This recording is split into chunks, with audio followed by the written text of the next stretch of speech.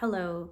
So I'm going to be doing this video on entities, and I know I had said I basically had this idea to do a bigger video and sort of talk all about like mind control and MK Ultra and really get into like the nitty gritty of all of this kind of stuff and look at sort of the everyday experience of entities, and then also how people who are kind of involved in like sort of satanic cults and things like that might experience entity attachment. But I really felt like that was going to be a really big video. So what I decided to do instead was, I think I'm going to kind of break it down a little bit more and just do kind of look at it from different angles in different videos. So today I'm going to just be covering questions that were sent in to me through a Q&A on Instagram, and there's some really great questions here, so I thought let's just cover the questions and then we'll see kind of what comes from that or after that, and kind of see what direction we're going to go with this information. And so the first question I received was telltale signs or how to be aware of them. And it really depends what it is that you are dealing with. There's so many different types of entities, and when examining or sort of understanding this, I very much come from a cosmology which looks at entities as always reflecting something back to us, always having some kind of wisdom within them, whether that is that it is inviting you to look at something deeper within your bloodline. A lot of entities are ancestral, particularly if you come from like quite a recent lineage of colonization or displacement, things like that, like really severe traumas like that. You find certain groups of entities are associated with those particular types of experience, and that's because it's that thing of like, as within, so without, as above, so below. And so anything that you kind of experience in the physical plane is in some way mirrored in the spiritual planes. And so when we're looking for sort of telltale signs, certain almost karmic repetitions within the ancestral experience are really good indicators that there is something which is not fully in alignment, or some sort of sovereignty or empowerment which hasn't fully been actualized within the ancestral line. And this can come, like I say, from displacement, from colonization, but it can also come from certain sexual traumas, things like that as well. If something I've seen quite a lot just in holding session is you'll have women that experience sexual abuse, and then it goes further back and it goes further back, and it's that can be because it causes like a certain distortion field, which means that we end up, through no fault of our own, this is not about blame, but we end up drawing in the same experiences, and you see the same patterns mirrored throughout different generations. And so you can look at, or seek to understand entities through that angle.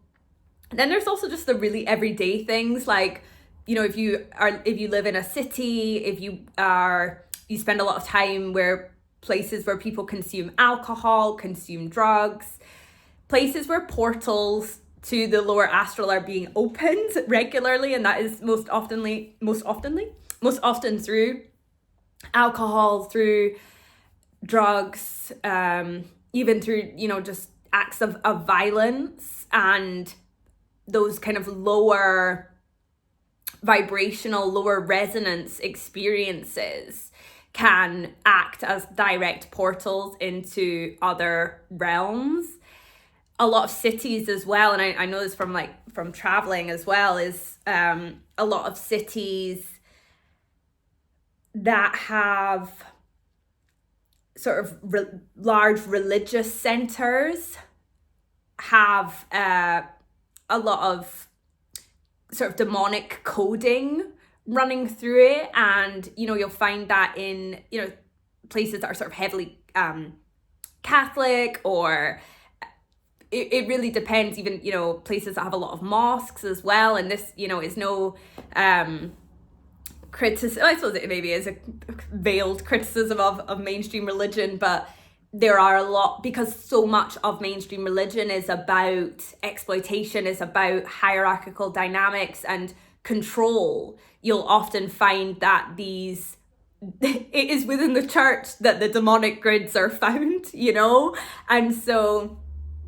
places like that, where we're constantly in that sort of idol worship, where we're placing people or things or ideas, beliefs above us, that creates this sort of dynamic where other beings which feed off of those hierarchical structures are, can be found. And, it's important to note as well that we do observe the spiritual hierarchies which exist within us, which exist around us, the notion that we are dimensionally beneath angels and things like that. That's not saying that they're better than us. That's not like a sort of exploitative hierarchy. That's a sacrificial, helpful, supportive hierarchy, so when I'm using that word in its sort of more detrimental sense, or I am using that word in the more sort of detrimental sense when I'm talking about demonic beings and those sort of exploitative forms of hierarchy. And so ways you might encounter or experience this is through intrusive thoughts, intrusive thought forms, very hypersexual thoughts, and also violent thoughts as well can be signs that there are lower entities or sort of beings around you that may be trying to sort of gain access to your field. And that's not to say that if we do experience thoughts like this, we have to freak out or we have to be concerned. It's an invitation into self-inquiry. It's an invitation to look within ourselves deeper. And I think it makes a lot of sense why a lot of television programming, a lot of films, a lot of things like that are, we see this ever increasing sense of degeneracy filtered throughout them.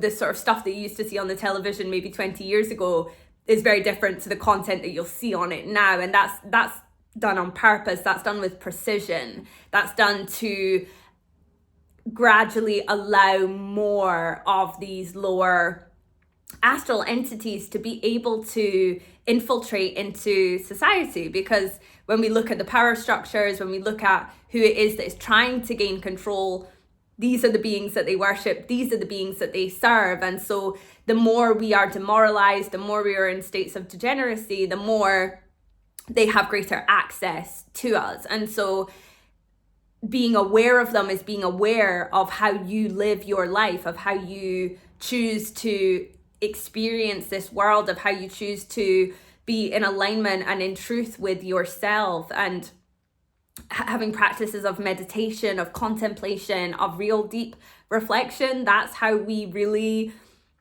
choose a different pathway from being under the spell or more susceptible to experiencing entity attachment. And so, I would say that's the main way to be aware of them. I'm trying to think of other sort of telltale signs.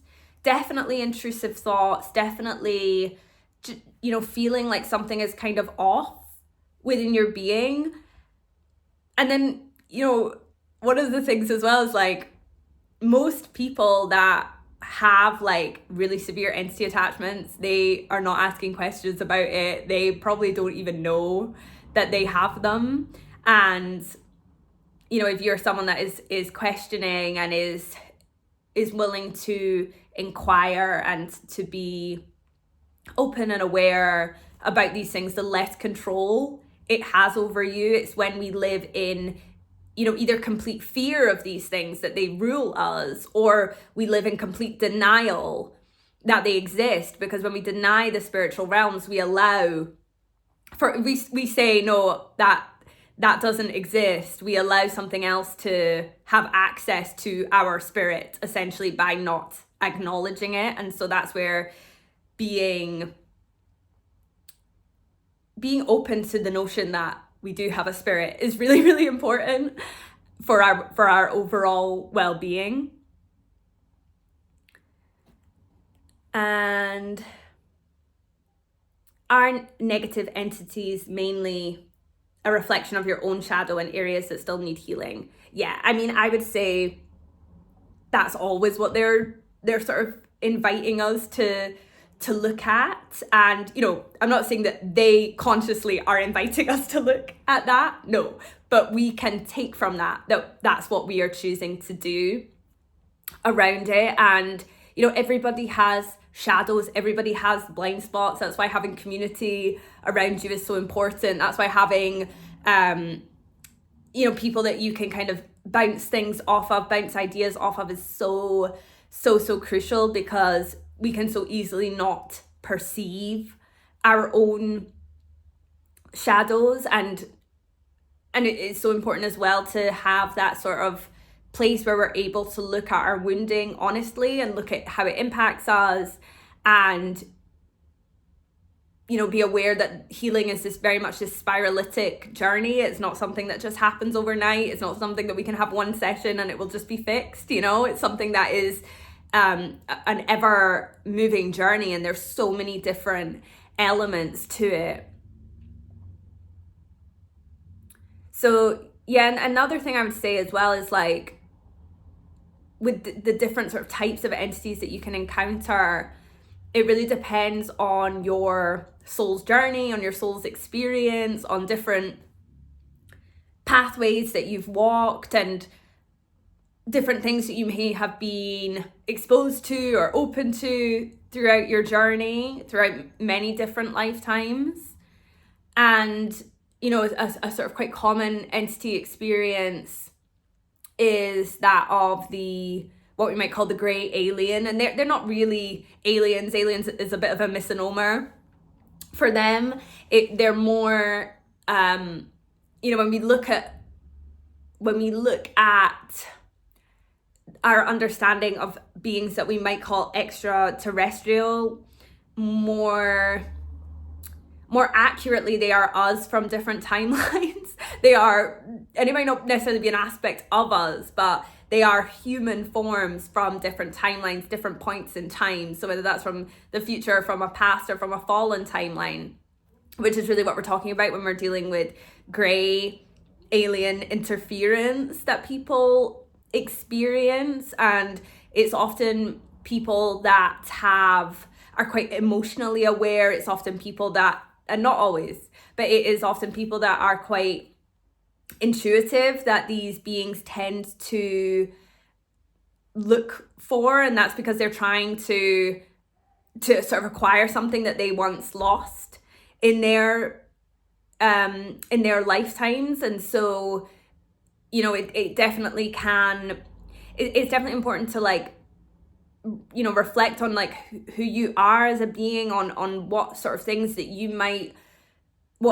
might be drawn to you in that sense, because not everybody is going to experience the same kind of things. If you're someone that drinks a lot of alcohol, you're probably going to draw in certain types of entities. If you're somebody that is like, there's people who have certain, like, sexual pathologies that certain entities will be very, very drawn to. And it is important to know your disposition. Are you someone who often has low boundaries? Are you someone that often doesn't put their boundaries in place or say no to people, because that again is gonna leave you kind of open to certain things. And so it's just really important to be aware, to be cognizant, to be knowing thyself when we're trying to understand what an entity might be reflecting back to us. And what is the best way to get rid of negative entities or false guides. I can recognize when shapeshifters come in and usually make it clear to them that I don't welcome their energy, and they go. Yeah, so I do actually have a video as well specifically about false guides, because it is a very real phenomena. And usually I find false guides usually come in on a vibration of where we're looking for guidance, or maybe we're not acknowledging where really we are valued, you know. Often they come in from a sense of like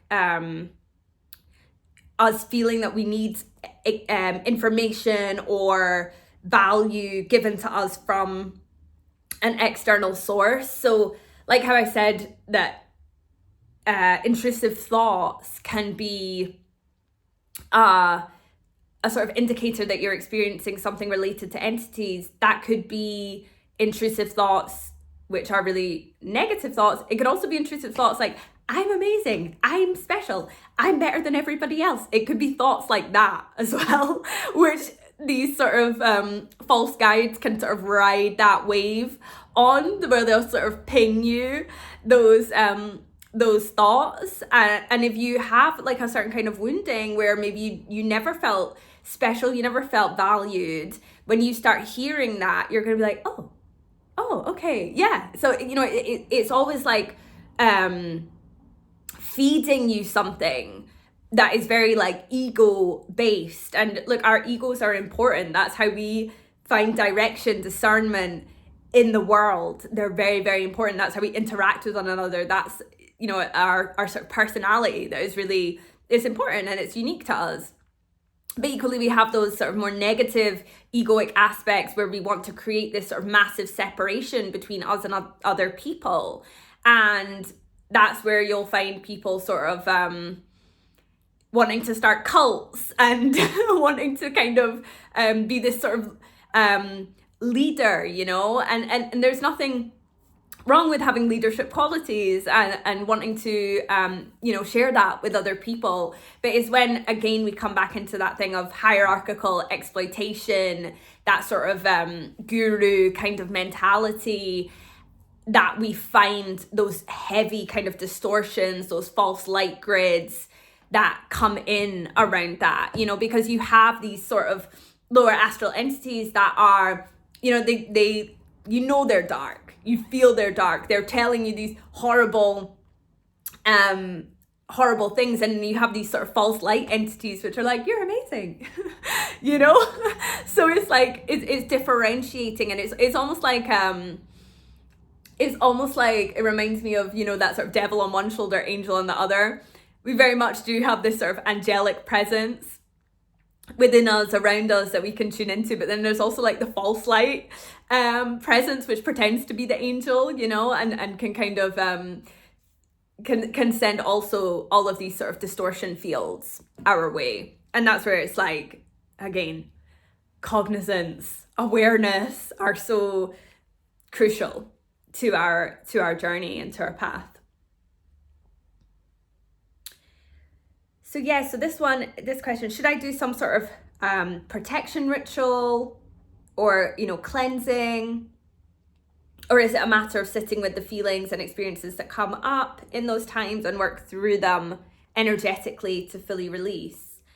And I would say it really depends on what it is that you are, your own disposition. You know, some people are really into the sort of witchcraft or magic kind of side of things, and that is only going to kind of you know, if you're using that in its highest to sort of build your etheric bodies and your subtle bodies and make them kind of more resilient and more kind of heighten your senses, and then sure, you know, you can totally go ahead and do that. But also, you know, there's some people that just aren't into that kind of stuff, and so I always think the best protection is always going to be awareness, you know. But I also think you know, if you feel like you want to utilize certain crystals, or, you know, smudging is so deeply, deeply powerful. You know, that's something our ancestors have been doing forever, that connection with smoke and fire, and that kind of ritualistic cleansing.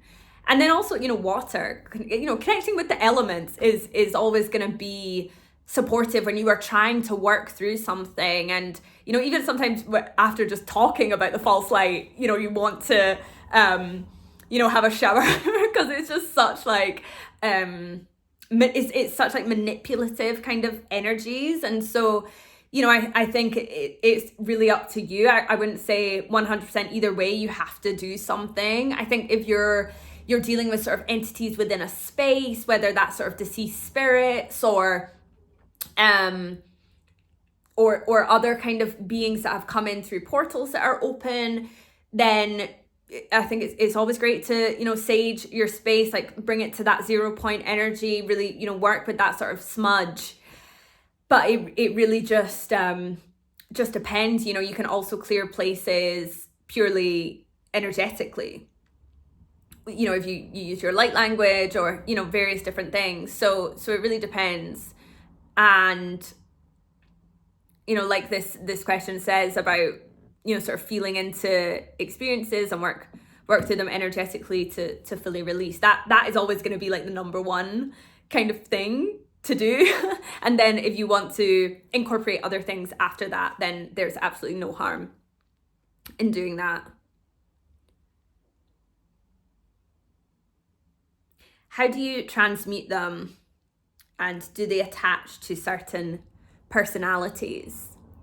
So it depends. And this is where I would say everybody can clear entities. You know, it's something that we all possess the capability of doing. I would say that having another eye with you is never going to be unhelpful, you know, because like I was talking about with sort of blind spots and things like that, it can be challenging. And I speak from like deep experience with this as well. I probably will do a video about this, but for years when I was younger, I dealt with so many different issues with entities, and I had really horrific experiences. And that was something that I just couldn't deal with on my own. I needed professional help, you know? And so this is where, you know, whether you know someone that's really sort of good at this kind of stuff or you're seeking professional help, you know, there are people who are trained to do this. You know, it's not, yes, we can all utilize certain tools and things like that, but there are things that do require training and awareness and, you know, knowledge and wisdom to be able to move through. You know, if somebody contacts me and says they're dealing with all of this stuff, I can say to them, yes, use these, you know, maybe use these tools. But if you're dealing with something that keeps coming back and keeps coming back and keeps coming back, definitely seek professional help. You know, there's no shame in that. There's no there's that is only gonna help and support as long as you're going to someone who is trustworthy and everything like that, because it can be really hard to see our own stuff. You know, it doesn't matter how aware you are, it doesn't matter how much meditation and everything you do, it can be so hard to see. So, you know, sometimes it is literally, you can't see the forest for the trees. It is the things which are right in front of you. And then someone says, you know, can see it and says it, and you're like, oh my God, that thing. You know, so definitely if it's something that is kind of, you keep seeing the same sort of pattern mirrored back and you're not finding any progress with it, then probably seek some kind of professional help. Or you're dealing with, you know, there's so much stuff out there. This is why I could literally speak about this for hours, because there's so much stuff. There's different types of tech that are implanted etherically. You know, I would never suggest somebody try and remove that unless they know what they're doing. You know, there are certain kinds of entities which use backdoor contract after backdoor contract. And these are the more, what I would say are more severe kind of cases. And this isn't to cause alarm or fear. this is just what we are dealing with as humanity and our initiation back into the remembrance of ourselves as deeply spiritual beings. This is the kind of stuff we have to confront and to kind of build a bit of a resilience around as well, of just like, okay, yes, these things exist, and you know what, if they're in my field, I'm gonna find out one day. So, I'm not gonna go looking. I think one of the worst things we can do is like hear about this kind of stuff and then we start hunting for it. It's like, no, just allow things to emerge. You'll know if you're dealing with an issue. You'll know if there's something that's kind of bothering you, or is sort of causing some kind of irritation, or feels like out of alignment or out of balance. And it's about really trusting yourself when it comes to that. And so, in terms of sort of transmuting yourself, it's about that reflection. It's about going, okay, there's an entity that's kind of come in and it's coming to this is coming on this vibration of where I always overstep my own boundaries with people. I can never put my boundaries in place. I find it really hard to say no. Then it's sort of like going, okay, well, I'm going to start working on that boundary. I'm going to start acknowledging where I'm overstepping it and where I need to start saying no to people, and not being that that sort of walkover, whatever you want to call it. That's how we are able to transmute the frequency or the resonance within which they are coming in on. Obviously, those things can go a lot deeper. You could be dealing with past life stuff. You could be dealing with those really heavy sort of ancestral entities as well, in which case I would say probably seek some sort of professional help. Equally, you can be dealing with walk-in kind of entities, which are most often deceased spirits, and most often kind of come in when we're feeling really lonely, when we feel like, oh, I'm in this journey on my own, and this sort of we unconsciously invite in a spirit which actually can often have been with us for many lifetimes, and we have this sort of etheric connection with them. They can also kind of fall away as we release certain addictions or certain patterns and things like that. So it really isn't I wouldn't say, okay, this is how you always transmute this, or this is how you're always going to deal with this. It's a very intuitive situation, as many things are when we're dealing with spirit. It's not going to be, there isn't always prescribed methods. Sometimes it's going to be, okay, well, I'm not seeing the full picture of this, so I'm going to find someone to support me through that, or I'm going to do some writing around this, I'm going to reflect on this, and sort of ask for those things to sort of be revealed or sort of emerge within my consciousness. I'm going to communicate through my dream space. I'm going to set an intention for why is it that I keep experiencing this intrusive thought. I'm going to connect sort of ask my sort of higher self to communicate that to me through dreams or through a sign, or there's so many different ways to deal with things that are not going to be prescribed and measured. This is spirit we're dealing with here. It isn't so formulaic in that sense. So certainly occult science and all of that kind of stuff has great validity when we're dealing with things, but just as we are also unique, so too are our problems, and the things, the issues that we deal with. And so yeah, it really depends on the situation. And do they attach to certain personalities?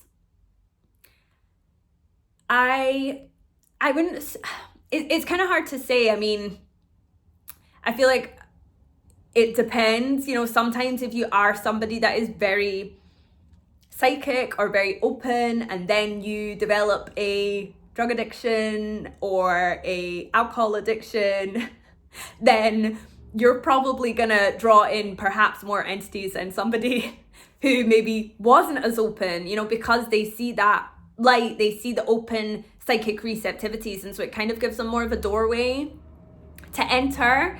But it really depends. And equally, if you're somebody that completely denies that spirit exists at all, that's also a way in.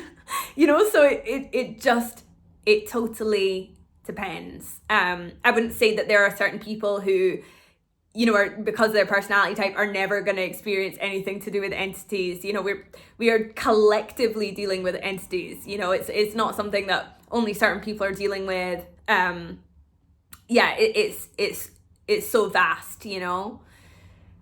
And so no, I wouldn't say necessarily they attach to certain personality types. And so someone actually had touched on shapeshifters as well. Being able to recognize shapeshifters. Yeah, and I think that's kind of an important note as well, because if a guide comes to you and then starts changing their form, that's not a guide, that's a shape-shifting being. You know, a true guide will be clear with you. They will be, you know, they'll be honest, they will be integral, they will be like, this is me.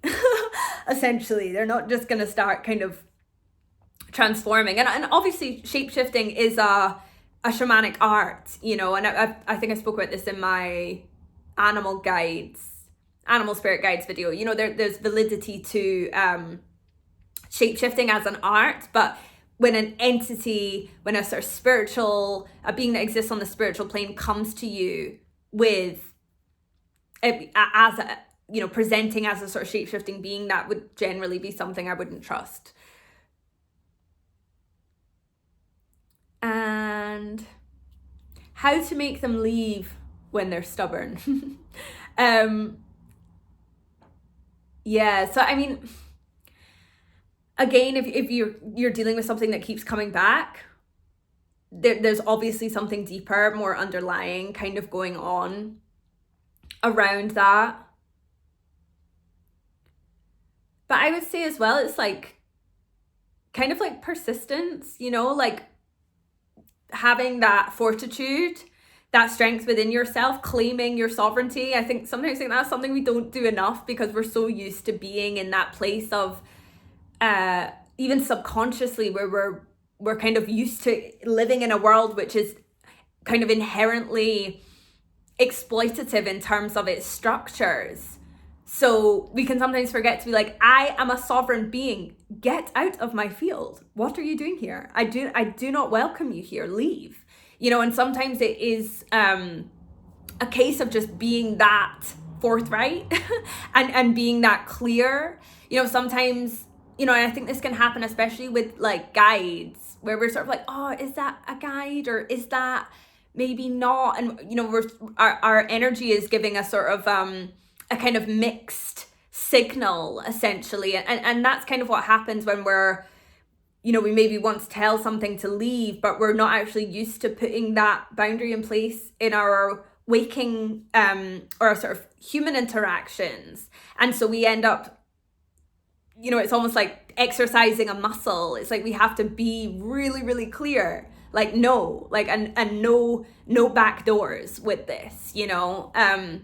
This is something I've seen a lot, and tends to happen with these really these sort of often reptilian or grey kind of ancestral entities. And this is why I say you know, seeking it's the, you know, a sort of an extra eye with this, because what can happen is you might sort of find a contract there, which is, it's about sort of maybe even around human experimentation, things like that.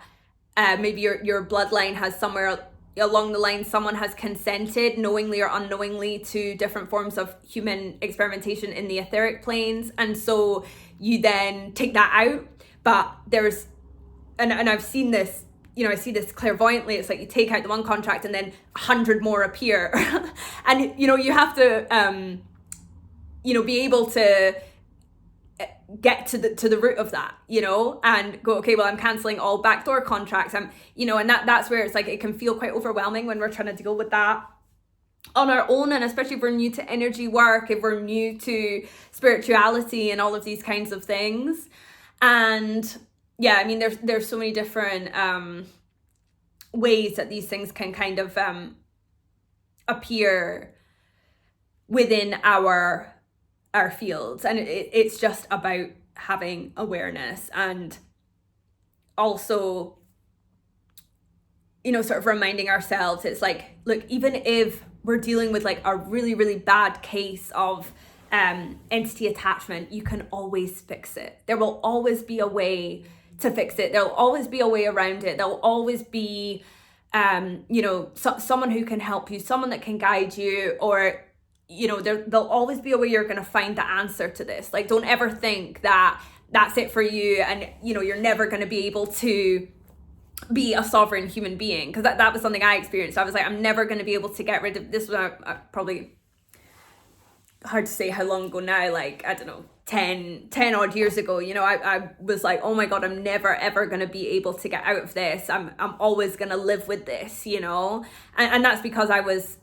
very open psychically, but not living in alignment with my truth. And so yeah, you're just going to encounter, these sort of lower entities, and you're going to be very, very perceptive of them because you're open like that, So, if you are someone that is very open in that sense, you're going to, whereas other people might be experiencing that sort of like entity attachment but have just no awareness of it. It can be quite frightening when you do have that awareness of it. And yeah, it definitely took me a long time to be able to work out what was actually going on and be able to find the right people to help me and support me through that. And so never think that it's like the end for you. Never think that, because that's what these beings do, is they want you as powerless, and it's such a place of powerlessness, that you feel there's kind of no, there's no options, there's no support, and that's couldn't be further from the truth. So just always remembering, like, you are a sovereign being and that support is available, and it's something that I feel like we're gonna start seeing more of as people are just naturally awakening more and becoming more aware of how these things can kind of infiltrate into your life. I think there's going to be a lot more kind of open conversations and dialogues that aren't from a place of fear, but are just from a place of seeking deeper understanding, and to be able to understand the sort of cosmological processes that lead to our experience of entities, to be able to understand the deeper occult science of why these things actually happen and what they're showing us and what it means for humanity at large. So that's all my questions. I'm just going to double check. Yeah, I think that's all the questions. So yeah, thank you to everyone who submitted the questions. I love answering questions. I think it's so fun. And yeah, so if you have any other kind of queries or anything that I've mentioned, I'm going to do more videos on this. I'm going to kind of talk more specifically about what we might call like the grey alien phenomena, and yeah, just all different types of things that we may encounter and experience maybe in a bit more detail. So if you have any questions or queries or anything kind of more specifically that you would like answered around that kind of phenomena, then just leave me a comment or send me a message on Instagram. And thank you so much for watching. Take care. Goodbye.